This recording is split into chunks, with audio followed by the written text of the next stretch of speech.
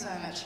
I have to start with making a confession. I've never spoken to Parliament, actually, because so far I've been working for Oxfam, for the NGO on inequalities and tax dodging, and this is my first political experience. So this is something that, this is kind of an experience to actually get to talk for the first time in front of the Parliament here in Sweden, and I hope soon at the European Parliament. This is also the proof that politics is not only reserved to a minority of people.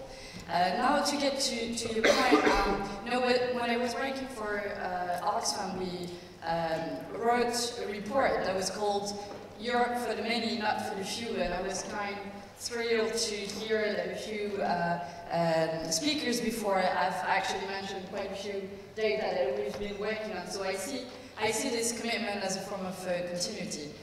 Now for the French context, first I should say that right-wing policies are not only applied by right-wing parties anymore. And in France we have the legacy of François Hollande that has been campaigning more than 5 years ago, and most of his leitmotif was around the world of finance is my worst enemy. That was the words, but the practice was very different. Very different because he was in the form of a continuity of very liberal policies. He increased VAT, so very unfair tax, and he did a lot of tax exemption and tax incentives. And it was no surprise, the Minister of Economy at the moment, at that time, was someone called Emmanuel Macron. So now Emmanuel Macron is president, and the first thing he's done when he came to power was the most unfair tax reform ever.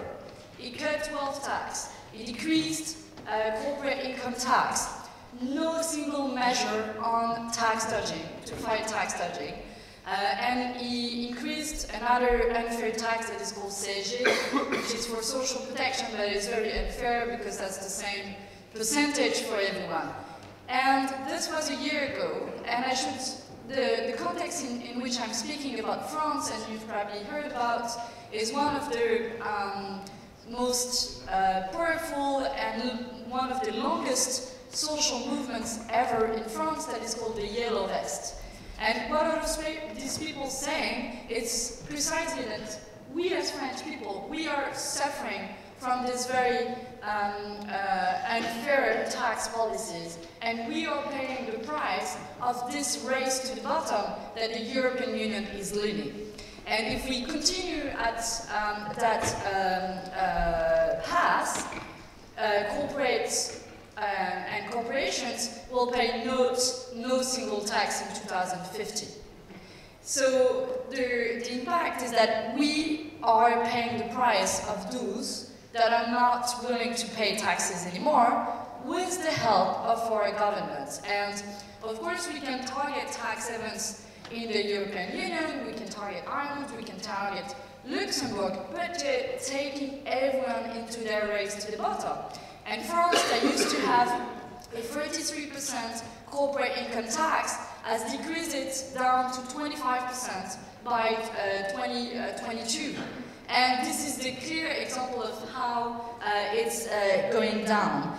So I think we are also paying the price, and this is a good example of the dogma of free trade that the European Union has been pushing for a couple of years. Those sort of blind beliefs of free and distorted competition that attacks public services, free movement of capital, and free trade, expanding social dumping to third countries. And France, that used to be, one of the countries that will point out that, a bit like Sweden actually, where social protection is stronger, is better for poor people. Well, don't take France as an example anymore, because we're cutting public services, we're increasing unfair taxes. This is the result of decades of unfair policies, whether they were labeled as left or right wing. And the result is people being mobilized in the streets of France for more than 22 weeks. Every single Saturday, for 22 weeks now, people are going in the streets and claiming for tax justice and claiming for a share of power. And I think it's the eruption of citizens back into democracy. So we're hoping to translate this into political action. And just to say this is enough of those unfair tax policies. And for that, we need a clear alternative. And that alternative, and I will finish on this, that alternative needs to happen in Europe with partners to show that it's not, this dogma of there is no alternative, this Tina, there's no alternative. Well, there's one.